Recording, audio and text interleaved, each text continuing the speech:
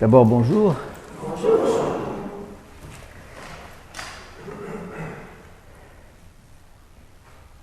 Je vous rappelle que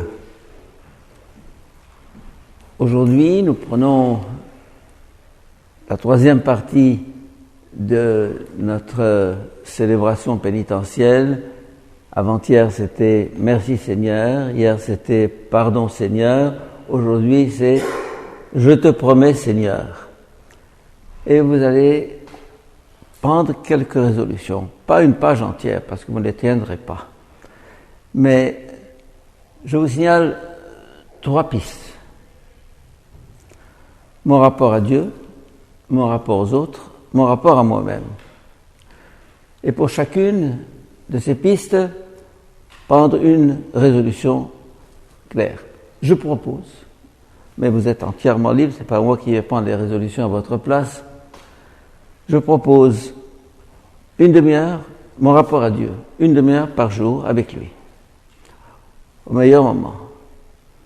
Prière, lecture méditée, musique, ce que vous voulez, mais entrez en rapport avec lui dans une méditation, une contemplation, oraison, appelez ça comme vous voudrez. Donc,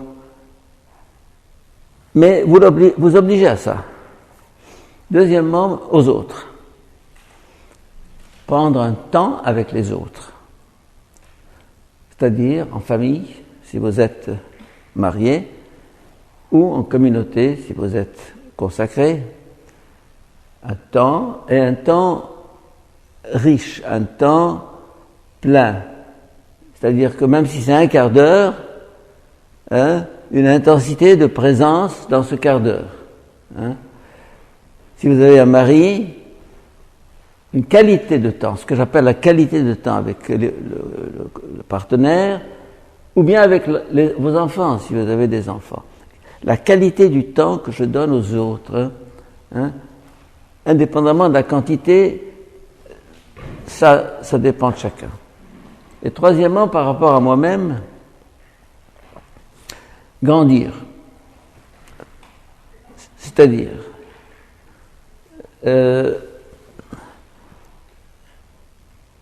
fixez-vous un livre à lire chaque mois, au moins. Je ne vais pas dire chaque semaine, j'ai dit chaque mois. Ne me regardez pas comme ça. Vous trouvez que c'est beaucoup ? Je connais des gens qui lisent un livre par jour.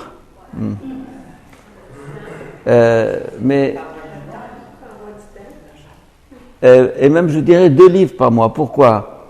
Un livre spirituel, théologique, pour compléter notre formation à la foi, que nous n'ayons pas une foi inculte. Et deuxièmement, un livre de culture générale, soit un roman, soit un livre scientifique, soit un livre historique, soit un livre philosophique, peu importe. Donc, ou bien soit une œuvre littéraire, par exemple. Bon, je dirais 2 livres par mois, mais bien choisis.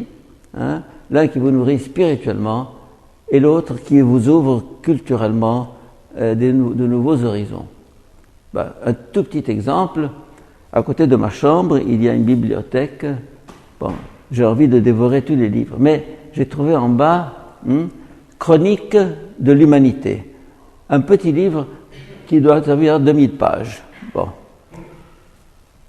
Chronique de l'humanité. Je me dis, ça m'intéresserait. Dès que j'aurai un moment, je vais voir comment l'humanité a commencé, comment elle s'est développée, quelles sont les grandes étapes, les moments forts. Bon, moi, ce livre m'interpelle. Bon. Chacun doit se choisir un livre. Je dirais, il est essentiel de se nourrir humainement. Voilà. Et si je peux suggérer un 4e point dans vos résolutions, choisissez-vous un accompagnateur spirituel. Pas nécessairement un prêtre, pas nécessairement un religieux ou une religieuse, mais un ami ou une amie à vous, qui vous connaît, avec laquelle vous êtes tout à fait à l'aise, et dites-lui, chaque mois, le premier samedi de chaque mois, à 4h30 de l'après-midi, tu viendras me trouver et on passera 1 heure ensemble où tu m'interrogeras sur ma vie. Il y a quelqu'un qui n'est pas d'accord là-bas. Samedi à 4h30, je vais à la messe. Alors, pour vous,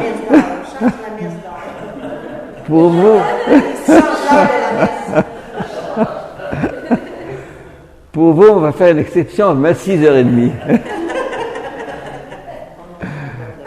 Alors, en d'autres termes, quelqu'un qui vous titille chaque mois, viens ici, qu'est-ce que tu as fait? Hein? Comme ça. Mais c'est vous qui vous engagez, c'est pas lui qui va vous tirer l'oreille. Hein? C'est vous qui lui dites, chaque mois tu viendras, ou tu me téléphones, et tu viens me trouver, et on fait le bilan du mois. Parce que on prend des résolutions pendant une retraite, parce qu'on est tout feu, tout flamme, et puis ça retombe à zéro. Hein? Et donc, mais j'espère que votre ami que vous allez demander, qui vous allez poser la question n'oubliera pas lui-même, parce qu'à ce moment-là, bon. Mais voilà, c'est une manière de faire un suivi de cette retraite. J'entre dans le sujet d'aujourd'hui qui est la Samaritaine. Si tu savais le nom de Dieu, je vous propose de méditer là-dessus comme un thème de contemplation. Et avec mon imagination, je vois déjà Jésus quittant Jérusalem et voyant déjà cette femme de Samarie comme sa cible. Je la veux. Prenez ça dans le bon sens. Je la veux.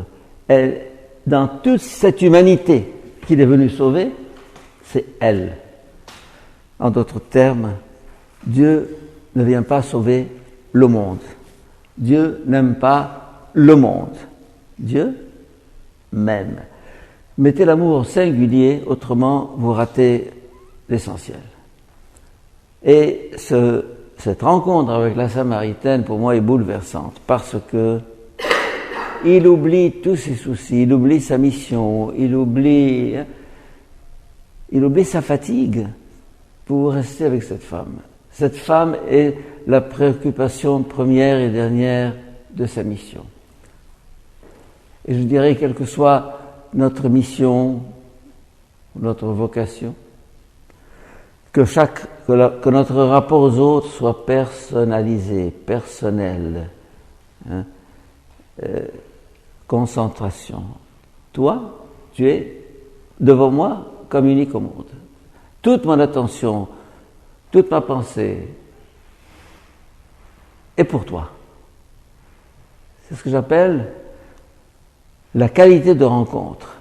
Hein? La qualité de rencontre. Mais il n'y a plus que ça chez Jésus. Il y a que il veut l'aider. Il veut l'aider à sortir de sa poisse dans laquelle elle est, et peut-être malgré elle. Et donc, il vient à elle. Ce qu'on appelle une mission. Lorsqu'en 81, j'ai appris que le Soudan était écrasé avec 2 millions de morts et 5 millions de réfugiés, j'ai lancé une mission au Soudan. J'ai été à eux, pas moi, avec une trentaine de jeunes et de moins jeunes, on a été là-bas. En d'autres termes, être capable d'aller vers celui qui attend, vers celui qui appelle, vers celui qui a faim, qui a soif, qui souffre. Allez. Et Jésus a été. Et j'aime à le voir quitter la Judée, Jérusalem. Figurez-vous, Jérusalem, c'est quoi? La Judée, c'est un pays montagneux, très montagneux. À 800 mètres d'altitude, Jérusalem. Il quitte à travers des chemins tortueux, à pied bien sûr, c'est pas comme on le faisait autrefois. Et l'esprit tendu vers le puits de Sychar. Le puits de Sychar, il sait que cette femme va venir puiser de l'eau. Et il arrive là-bas, en sueur, fatigué, épuisé par le chemin, et il s'assoit au bord de la margelle. Et il y a une hymne de la liturgie latine que j'ai appris en latin.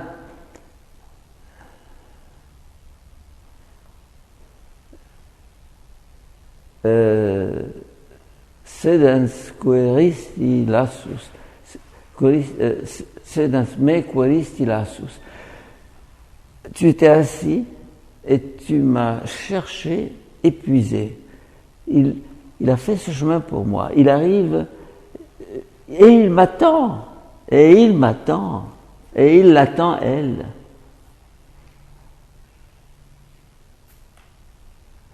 L'attente, c'est quoi? C'est un creux au cœur du cœur pour que l'autre puisse trouver un lieu où entrer. Vous savez, vous avez tous lu Le Petit Prince de Saint-Exupéry. Et je ne sais pas si c'est le renard ou le Petit Prince qui dit « Il faut que tu me dises quand est-ce que tu viens pour que je prépare mon cœur. » Que je prépare mon cœur.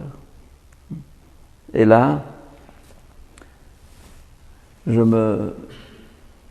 Alexandrie, mon bureau est près de la porte d'entrée et le dimanche, la téléphoniste, la réceptionniste est absente. Elle a congé, c'est normal. Et c'est moi qui m'occupe de répondre au téléphone et d'ouvrir la porte. Et je me suis rendu compte que j'arrivais à la porte comme ça.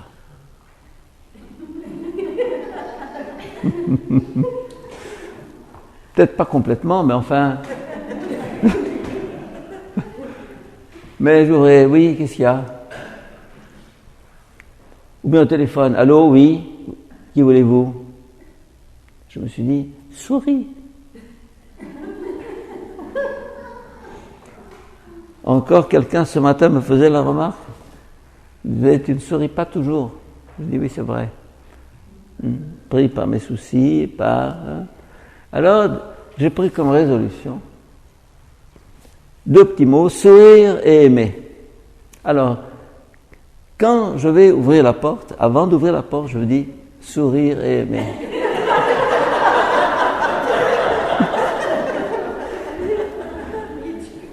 Et j'ouvre la porte, et oui, qui voulez-vous, etc. Autre chose que, qu'est-ce qu'il y a? Et au téléphone, c'est la même chose. Quand je dis, avant de décrocher, sourire et aimer. Allô, oui. Et l'autre voit mon sourire à travers le téléphone. Ben je dirais, attendre, c'est préparer le cœur, se préparer le cœur. Et c'est ce que Jésus a fait, il attend. Et il m'arrive le soir, souvent, de faire une petite visite au Saint-Sacrement, dans cette chapelle sombre qui est à côté, ou bien au Caire, ou bien à Alexandrie, l'église est toute sombre, j'arrive le soir, et j'entre, et je sais qu'il m'attend. Il m'attend. Avant que je ne vienne, il m'attend. Et il me dit, ah, enfin quelqu'un qui me rende visite. Un peu comme un vieillard dans un asile reçoit une visite, ah, quelqu'un qui s'intéresse à moi. Il m'attend. Et dans ce seul à seul, dans ce cœur à cœur, dans ce tête à tête, qui dure pour moi souvent une demi-minute ou 1 minute, pas longtemps, parce que je suis crevé le soir, et je lui dis, voilà, j'arrive, je suis épuisé, je ne pourrais pas rester longtemps avec toi. Il me dit, ça n'a pas d'importance, tu as pensé à moi, merci. Ma visite lui fait plaisir. Vous allez me dire, il a le ciel et la terre, il est le créateur du monde, il a d'autres chats à fouetter. Non. Il s'intéresse à moi et ma visite lui fait plaisir. Le Dieu chrétien, c'est qu'on a défiguré et travesti pendant des siècles. C'est le Dieu pour qui l'homme est précieux et pas l'homme pour qui je suis précieux. est important. Je vous ai parlé, je pense, de ce jésuite qui est mort à moitié fou au Liban, le père Victor Poussel, qui a écrit 5 tomes mystiques de la terre, un jésuite extraordinaire, que j'ai rencontré autrefois au Liban, avant qu'il ne devienne complètement fou. Mais il se promenait dans la grande propriété là-bas, comme ça, un mystique. Bon. Et il a un poème où un dialogue entre le pécheur et le Christ crucifié. Oh, je n'ai pas apporté le texte, j'ai oublié, mais peu importe. Et il dit au Christ, ah, vraiment, tu as répandu ton sang pour tous les hommes. Il dit, non, pour toi. Il dit, mais enfin, quand même, et les autres? Pour toi. Alors il lui dit, qu'est-ce que tu veux? Tu veux que les hommes t'aiment? Non, que toi. C'est toujours le toi. Si vous voulez, tant que la religion est quelque chose de général, l'humanité, les hommes, c'est pas encore ça. C'est un rapport personnel. Tu et le toi. Il y a un grand philosophe allemand, Martin Buber, qui a, je crois, dans un de ses ouvrages intitulé « Toi et moi ». Toi et moi. C'est-à-dire que le rapport à autrui ne doit pas être un rapport abstrait, mais un rapport très personnel. Je retourne donc à Jésus. Il est là au bord du puits et il attend. Arrive la femme, la Samaritaine. Il sait qu'elle va venir. Et la femme arrive, se dandinant comme ça, avec sa cruche sur la tête ou sur l'épaule, et quand elle voit un homme, elle prend son voile et elle se cache le visage. Normal. Et l'homme la regarde et lui parle. Un homme qui parle à une femme, en plein désert, comme ça. Femme, donne-moi à boire. Comment, toi? Elle ne dit pas comment toi qui es homme, tu parles à une femme. C'est sous-entendu. Mais comment toi, un juif, parle à un samaritain? Les samaritains étaient des hérétiques. Ils s'étaient séparés du peuple d'Israël 7 siècles auparavant. Ils ont adoré les idoles, ils se sont vendus à des dieux étrangers. Et s'est opérée la rupture entre les Juifs et les Samaritains. Et elle dit, comment toi, qui es juif, tu me parles à moi, une femme samaritaine? Car les Juifs, elle ajoute, car les Juifs n'ont pas de rapport avec les Samaritains. Il le sait bien.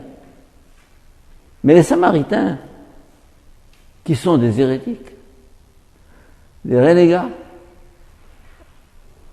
c'est eux que Christ, dans l'Évangile, chaque fois promeut. Le bon Samaritain, le prêtre et le diacre, qu'on appelle un lévite, ont passé devant l'homme étendu à terre dans son sang, sans broncher. Ils s'étaient occupés pour aller prier Dieu. Et le troisième, le Samaritain, qui sans doute n'allait pas à l'église, enfin l'église de l'époque, et c'est lui qui s'est penché sur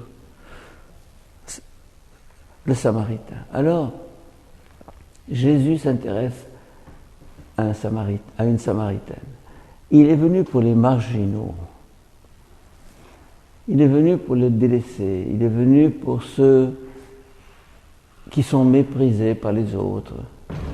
Et je vous disais, je pense, comment quelquefois dans un groupe, il y a une personne qui est souvent isolée et qui n'arrive pas à se joindre au groupe. Et alors, notre rôle est de... Nous qui sommes très à l'aise dans le groupe et qui avons tous nos amis et nos copains, d'aller à elle. Alors, comment ça va? D'où venez-vous? Etc. Venez, on va se présenter, on va savoir. Je l'intègre au groupe. Aller vers celui qui est loin pour le faire proche. Au fond, qu'est-ce que le prochain sinon celui auprès duquel je me fais proche, disons, dont je me fais le prochain. On se fait le prochain de quelqu'un. Le prochain, c'est pas celui qui est à côté de moi dans le métro, ou dans le train, ou dans l'avion. Ben oui. J'ai demandé qui était à côté de moi dans l'avion. C'est un homme, une femme, je ne me rappelle plus. Très bien. Parce que il est collé à moi, mais c'est pas le prochain. Le prochain, c'est celui avec qui je noue un lien personnel. Et donc le prochain, c'est celui dont je me fais le prochain, auprès duquel je fais la démarche.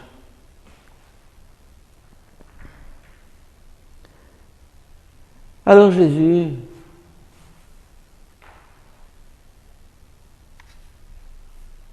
lui dit, si tu savais le nom de Dieu, après lui avoir dit, femme, donne-moi à boire, et à travers cette phrase, je vous ai dit à quel point Dieu a soif de l'homme, il dit, si tu savais le don de Dieu. En d'autres termes, Dieu commence par tendre la main pour demander à boire à l'homme.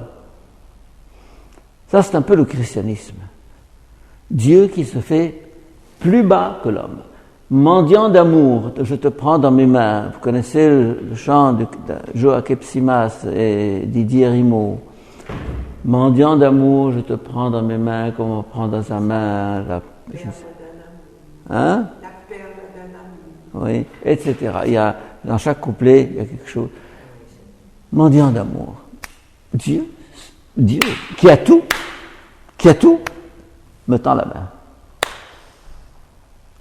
Si j'ai le ciel et la terre et je ne t'ai pas toi, ne m'intéresse pas.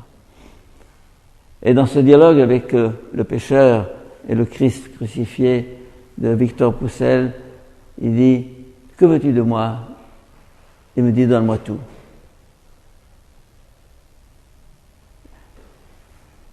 Et l'autre lui dit, je te donne tout. Alors, l'amour c'est ça, on donne tout. Aujourd'hui, c'est pas très compris.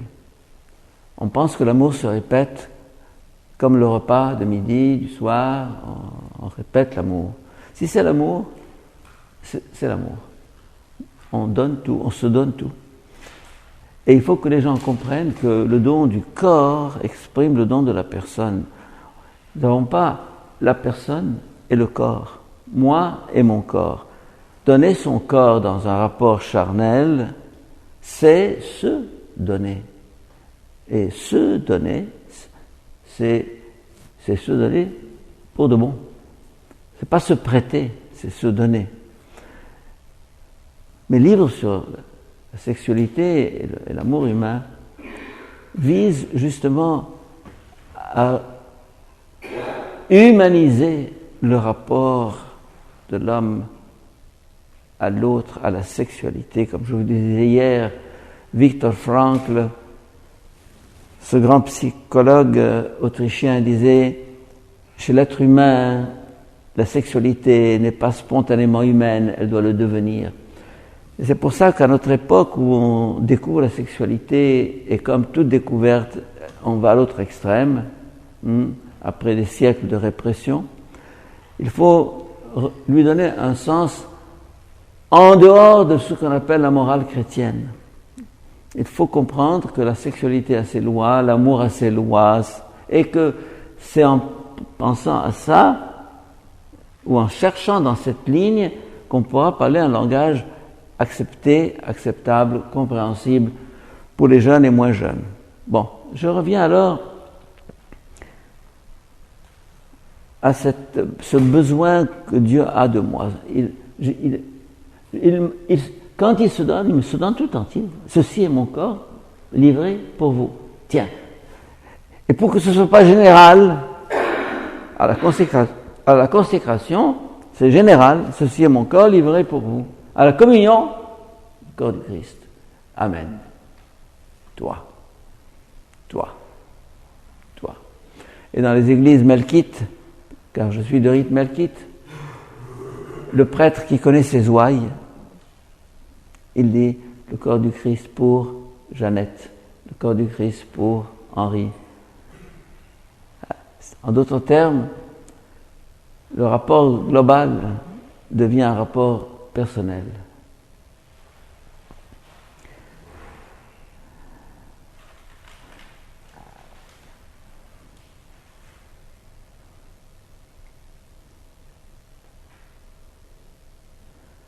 Dieu franchit l'abîme entre le Créateur et la créature.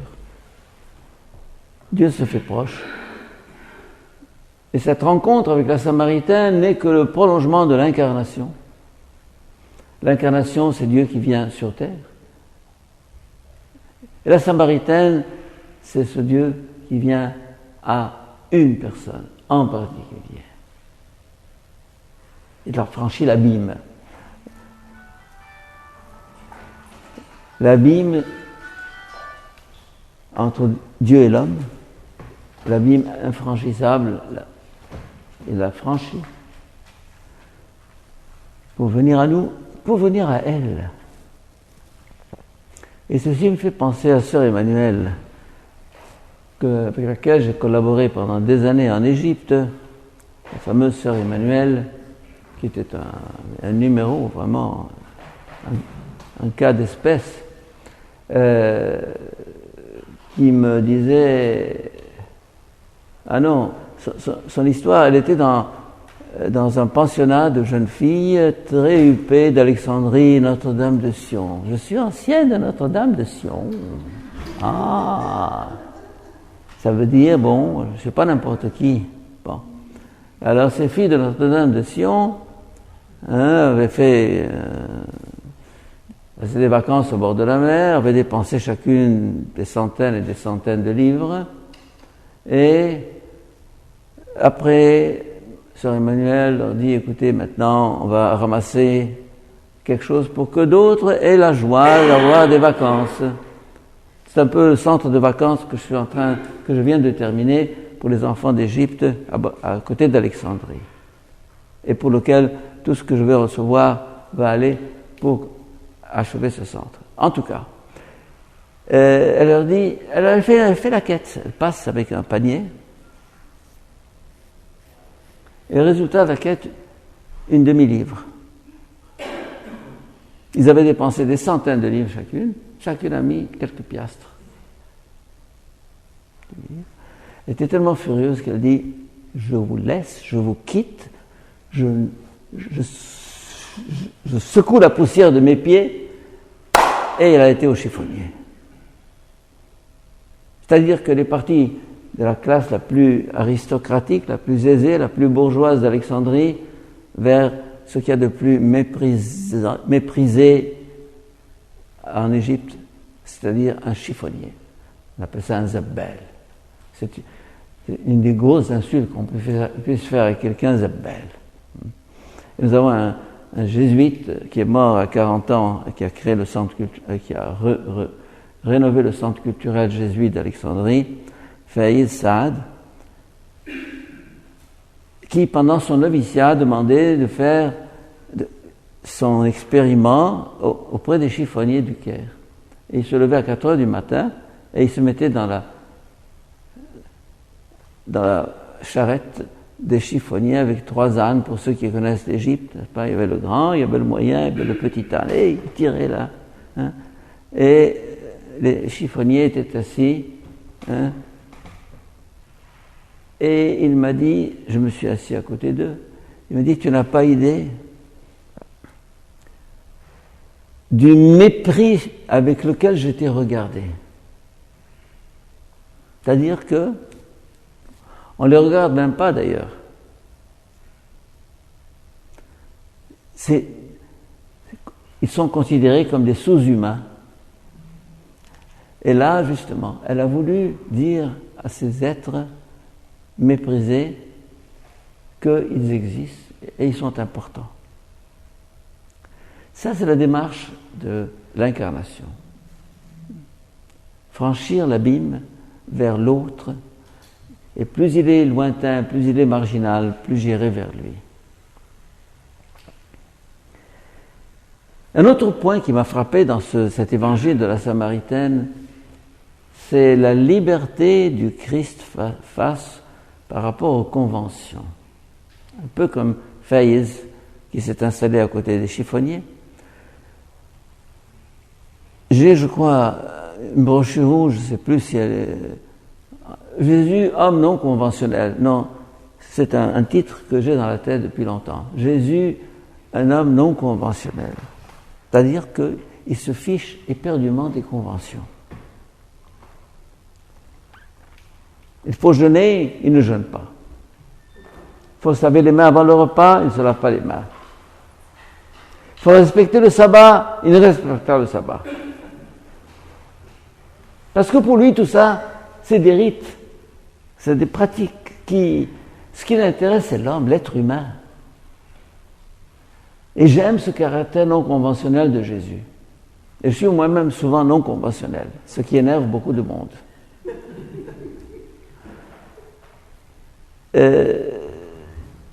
Donc, juif samaritain, il casse la barrière, il franchit la barrière. Justement, je rencontrais il y a 15 jours, ici à Montréal, une jeune fille qui fait partie d'une association Femmes Internationales, Murs Brisés. Je ne sais pas si vous connaissez cet organisme-là. Hein, une fille de 30 ans, hein, Murs Brisés. On casse la barrière, on franchit l'abîme, on fait le pas vers l'autre. Alors, Jésus non conventionnel, il est venu pour justement sortir cette religion de sa coquille et de ses rites conventionnels, hein, qui étouffent souvent l'homme, pour le libérer. Jésus non conventionnel par rapport aux Samaritains, non conventionnel en adressant sa parole à une femme. Et un de nos programmes à Caritas Égypte, dans lequel je suis retourné depuis 5 mois, est le programme de la femme. Parce que je crois qu'en Égypte, si nous voulons sauver l'Égypte, il faut aller vers les femmes. C'est elles. Nous avons 1000 classes à travers toute l'Égypte, des programmes pour la promotion de la femme. L'instruire, l'éduquer, lui apprendre à lire, à écrire et à compter, lui apprendre comment gérer sa maison, comment élever ses enfants. On lui fait des microcrédits pour faire un petit projet productif. La lutte contre l'excision de la femme. Je viens de lire, il y a eu 1 heure, ici, dans mon Internet, comment des filles musulmanes d'Europe sont envoyées dans leur pays pour être excisées par milliers de milliers. Et j'ai un petit film dans mon ordinateur où la grand-mère appelle la petite avec sa mère, la mère et la grand-mère. Sur un plateau, il y a quoi? Il y a un couteau de cuisine. Et la fille de 11 ans se débat. Elle sait. On va lui enlever l'organe du plaisir pour qu'elle n'ait plus de plaisir. Parce que dans nos sociétés, il faut priver la femme du plaisir, autrement elle devient une prostituée, ou elle est considérée comme prostituée. C'est terrible, cette lutte contre l'excision que nous menons à Caritas Égypte, et nous ne sommes pas les seuls, heureusement. Des musulmanes et des chrétiennes, et toutes sortes d'associations luttent contre cette pratique de l'excision qui est générale chez les chrétiens comme chez les musulmans, surtout chez les musulmans, où c'est considéré comme une obligation rituelle obligatoire. Bref, alors allez vers la femme, allez vers les marginaux. Et j'en viens maintenant à cette phrase, si tu savais le don de Dieu. On l'a pris et repris sous toutes ses faces au cours de cette retraite. Le don de Dieu, c'est donné, c'est pas acheté. On n'achète pas Dieu, on n'achète pas la grâce. De même que vous n'avez pas acheté votre existence, et vous n'avez pas acheté votre vie, et vous n'avez pas acheté votre santé et votre énergie. C'est un don. Et nous avons dans cette retraite insisté sur le caractère gratuit du don. Et je vous rappelle que le mot grâce vient du mot gratuit. Gratuit, c'est gratuit. C'est combien c'est gratuit. Quand tu es à la maison, tu t'installes à table. Est-ce que maman te demande la facture à la fin du repas? T'apportes le petit papier là, Sors ta carte de crédit. Ben non, c'est gratuit, c'est la maison. Quand tu ouvres le frigo, ben oui, j'ouvre le frigo, je me sers. Ah, qu'est-ce que tu fais? Ben non, c'est ta maison, tu es chez toi. Tout est gratuit. Pensez à l'enfant prodigue. Hein? Et c'est après avoir fait ces aventures et ces fredaines qu'il découvre qu'il avait tout à la maison et il ne s'en rendait pas compte. C'est gratuit. Mais malheureusement, nous n'avons pas conscience de ça. Prenons ça comme un dû. La vie, c'est un dû. La santé, c'est un dû. L'existence, c'est un dû. La grâce, c'est un dû. Non, c'est gratuit. Gratuit, ça veut dire que Dieu ne me demande rien en échange. Rien. Simplement un sourire, un merci. Merci maman, ton cake était excellent. Merci maman pour ce bon repas. Je ne sais pas si vous connaissez l'histoire de ce couple. La femme se creusait la tête chaque jour pour servir des petits plats gentils à son mari, avec tomates, un peu de verdure, un peu de ceci. Le mari arrivait du travail.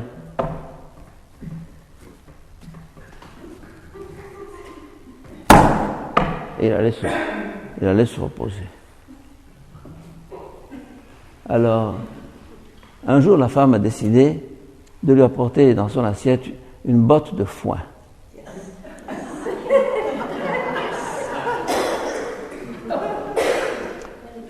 Alors, il arrive, il dit, qu'est-ce que c'est que ça? Il dit, c'est une botte de foin. Il dit, tu me prends pour un âne ou pour une vache? Elle lui dit, tu vois, ça fait des années que je te fais des petits plats et que je mets tout mon cœur et jamais tu m'as dit, c'est bon. Et jamais tu m'as dit, merci. Alors il faut que tu saches que j'aurais pu t'apporter chaque jour une botte de foin. Oui. Est-ce que nous savons dire merci? À la maison? Mais c'est la maison, mais c'est mon mari, mais c'est ma femme. Je ne veux pas encore lui faire des petites manières. Si, à quel point merci relève tout de suite que ce qu'on a fait comme effort, ce qu'on a mis comme amour dans ce qu'on est apprécié. Merci, un simple merci. C'est si simple. Et avant-hier, quand j'étais en famille, avec des personnes de 11 à 95 ans, on a fait une messe. Et j'ai parlé du merci. Et je leur ai raconté une petite histoire, écoutez-la. Un de mes amis très riche a une villa de 2 étages, où il vit tout seul. Et il me dit un jour, viens, avec ta petite famille, je te donne tout le rez-de-chaussée, je vais m'installer au premier, et tout est à toi, le jardin, la piscine, l'appartement, tout, je t'ai rempli le frigo, et moi je suis au premier. Quand tu as envie de causer avec moi, tu peux monter, on passe un moment ensemble. 1 jour, 2 jours, 3 jours, on mange, on boit, on rit, on se baigne dans la piscine, etc. Au bout d'une semaine, on ferme la porte et on s'en va. Et moi, en haut, je me dis, tiens, pas une seule fois ils sont montés me voir, causer avec moi. Et en partant, ils n'ont même pas dit merci. Ils ont fermé la porte, ils sont partis. Vous allez me dire, quel mal élevé. Eh bien, je dirais, comme le prophète Nathan a dit à David, cet homme c'est toi. Vous connaissez l'histoire. Cet homme c'est toi. On mange, on boit, on jouit, la vie.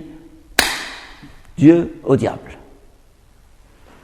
Il est là.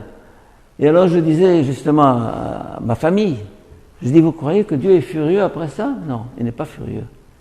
Il est triste. Il est triste. Il n'est pas furieux. Il est simplement triste en disant, tout ça, et pas un merci. Tout ça, et pas un merci.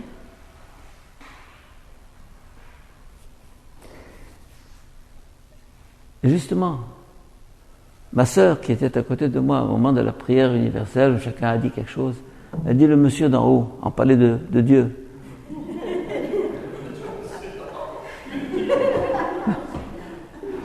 Le monsieur d'en haut. Ben oui, le monsieur d'en haut. Il est en haut et il nous dit, tout est à toi. Cette nature dont nous avons parlé, cette existence, tout ça est à toi. Et jamais, merci. Il est la source, toi la source des eaux vives.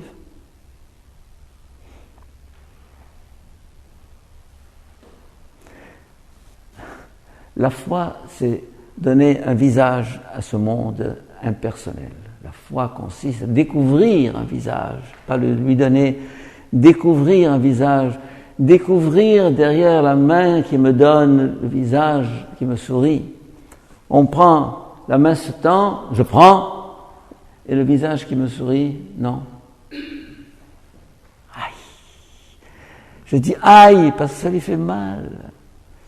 On pense que Dieu est insensible. On pense que Dieu se fiche éperdument de notre merci, ou de notre visite, ou de notre... Et Dieu! Ah non. Il est aussi sensible que la plus sensible des femmes ou des enfants. C'est ça.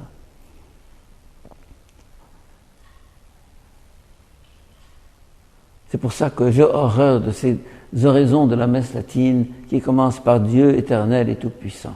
Ah, Dieu. C'est tout ce que tu as trouvé. Moi, j'ajoute toujours Dieu, amour éternel et tout-puissant. Parce que ce Dieu au ciel, ce Dieu olympien, j'ai même dans ma chambre une image du Dieu comme ça, l'Ancien Testament.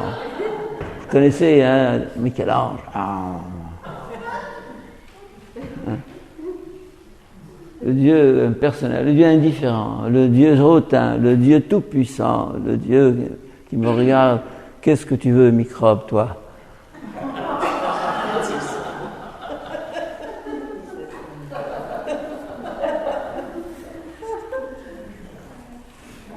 Non, c'est pas ça.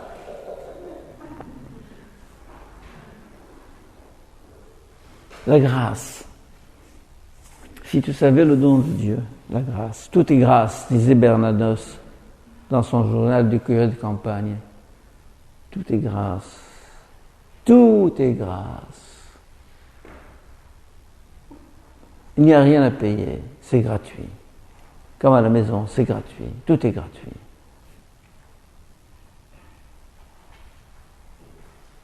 Rendre grâce, c'est faire retourner la grâce à sa source, justement.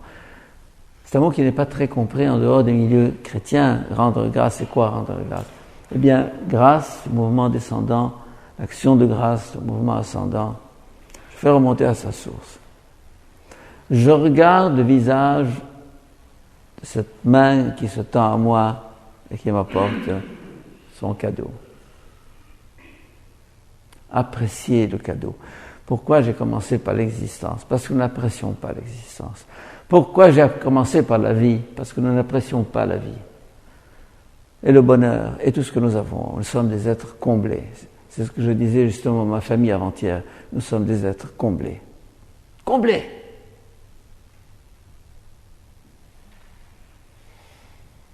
Vous allez me dire, oui, peut-être au Canada, en Occident, mais au Soudan. Eh bien, justement, si nous sommes comblés, nous devons aller vers ceux qui ne sont pas comblés.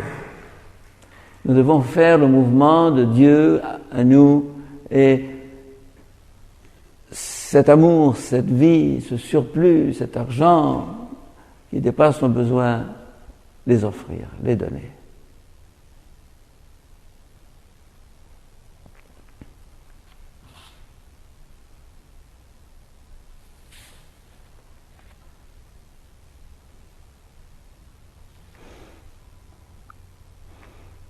Et dans cette perspective, on peut penser à la prière de demande.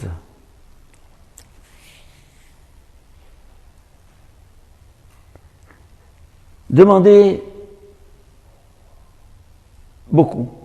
Je vous ai raconté l'histoire de cette voiture que j'ai demandé au Soudan, non? Bon. Alors j'ai dit, heureusement que je n'ai pas demandé une bicyclette. Bon. Alors, je demande à Dieu beaucoup. Vous allez me dire, tu exagères. Il aime. Il aime. J'ai un ami à moi, très riche, qui a une grosse société, et comme je suis président d'une association avec un hôpital, avec 3 salles d'opération, 3 chambres de réanimation, 60 lits, jardin d'enfants, etc., je voulais rénover la clinique, la polyclinique du bas qui était dans un état lamentable, et je m'adresse à lui, et il fait ça à ses frais, tout, des marbres, etc., une polyclinique, 1 million. Et avant de partir, je lui dis, écoute, j'ai une autre polyclinique à mettre...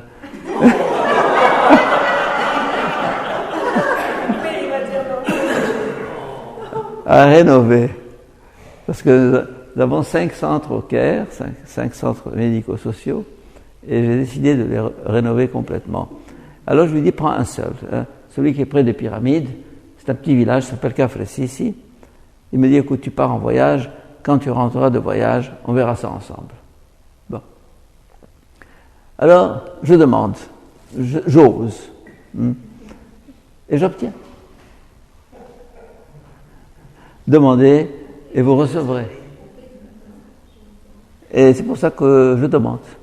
J'ai la simplicité de demander. Si vous voulez, j'ai l'effronterie de demander. Hein? Et Dieu aime ça. Dieu aime ça. Il aime parce que il aime donner. Si tu savais le don de Dieu, ne limite pas la générosité de Dieu. Ne la limite pas. Ne sois pas timide. Soyez un peu comme la petite Thérèse qui demandait des choses impossibles et qui les obtenait. Eh bien, moi aussi, je suis son enfant. Je pense quelquefois, papa, s'il te plaît, non. Papa, s'il te plaît, non. Papa, s'il te plaît. Bon, voilà. Oui, vous allez me dire, c'est contre mes principes d'éducation. Oui, c'est vrai. Mais Dieu est quelquefois un mauvais papa. Parce qu'il finit par céder. Rappelez-vous, dans l'évangile, un ami vient chez son ami en pleine nuit, il lui donne moi un pain pour manger, j'ai des autres. Écoute, je suis avec ma femme au lit, j'ai sommeil, je dors. Tac, tac, tac, tac. Il se lève, il lui dit, prends ton pain et fiche-moi la paix. Ben, je ne dis pas que Dieu fait la même chose exactement, mais il me donne mon pain et demandez. Alors, je dirais, c'est curieux, dans l'Évangile, il y a 2 choses opposées, comme beaucoup de choses dans l'Évangile sont contradictoires. Il dit, ne multipliez pas vos demandes, car Dieu sait de ce dont vous avez besoin. Et en même temps, il dit, demandez, insistez, etc., et vous serez exaucés. Alors, choisissez la piste qui vous intéresse.